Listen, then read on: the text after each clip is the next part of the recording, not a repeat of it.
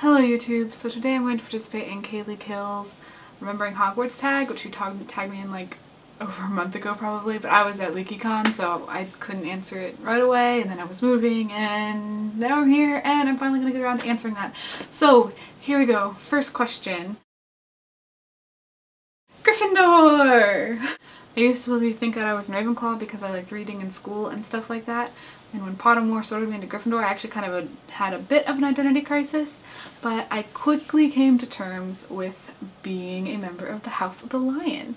I came to realize that the house that you're in has more to do with what you value more than what you're good at per se. And even though I may test well and technically be considered a smart person and enjoy school and reading and stuff like that, doesn't necessarily mean that that's what I value. I don't really care how smart I am or anybody else is. What I care about is the bravery it takes to do what you believe is the right thing, even though it might not necessarily be the easy thing. What I care about is the courage it takes to follow your dreams, even if others might tell you that they are unrealistic or silly. What I care about is the sheer force of will it takes to stand up for and to your friends when it's necessary. Those are the sorts of traits I admire in other people and really want to develop more in myself. And that's why I consider myself a true Gryffindor. I actually have two favorite characters, and they're the same as Kaylee's, Snape and Luna. Snape because I was right about him the whole time.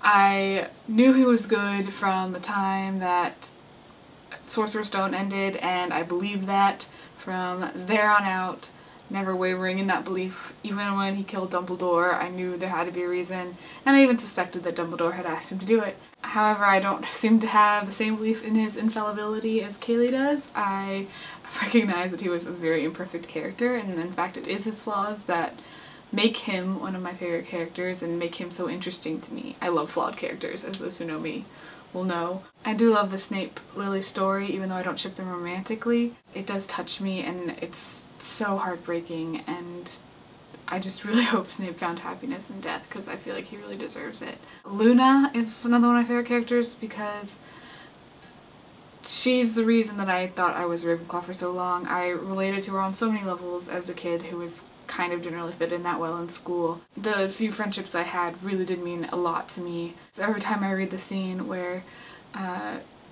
they discover her, the mural in her room, I just tear up. It's beautiful. And Luna is a beautiful character.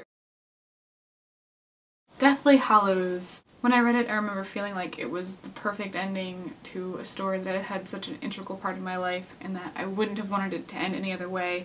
And I was just in awe of how well J.K. Rowling just brought everything together and tied up all the loose ends. And I actually liked the epilogue. I know that's a very controversial statement to make, but I really feel like I needed it in order to move on. I needed to know where these characters that I'd lived with for so long were going and that they were going to be okay and you know, things like that. So yes, I really love Deathly Hallows.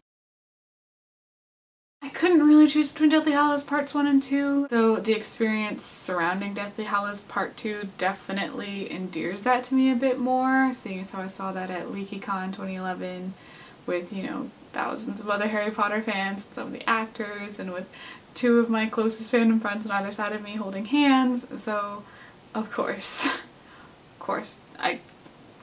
that movie just means so much to me just because of the experience.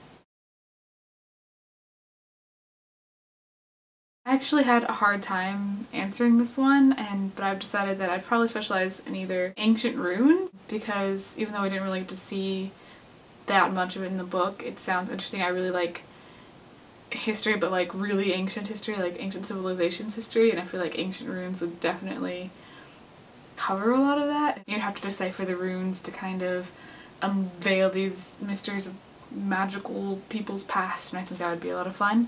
And Care of Magical Creatures, because I think a job like Charlie's would be awesome. I would love to go to Romania and work with dragons, and I'd also love to teach Care of Magical Creatures like Hogwarts does.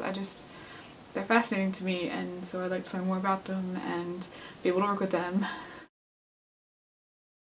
Of course it's all happening inside your head, Harry, but why on earth should that mean it is not real? This quote makes me tear up every single time. It's hard to explain why, except to say that it kind of like legitimizes my life.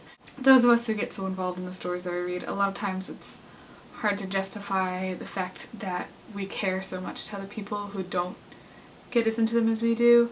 and I feel like this line is like justification straight from J.K. Rowling for caring about her character so much.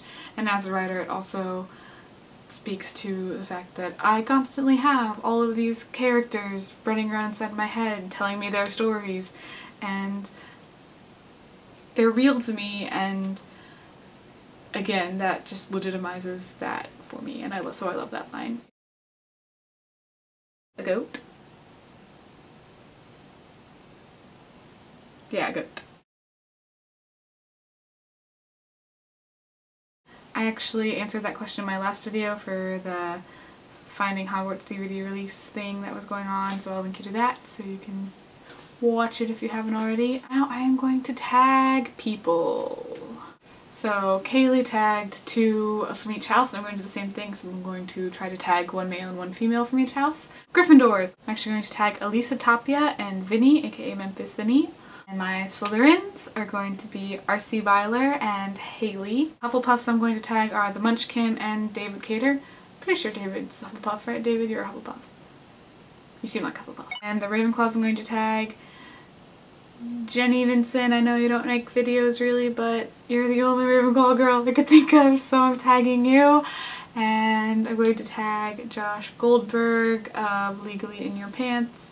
So yeah, make this video. I'm going to put the questions in the description so you can easily find them and make this video. And you guys will see me next time.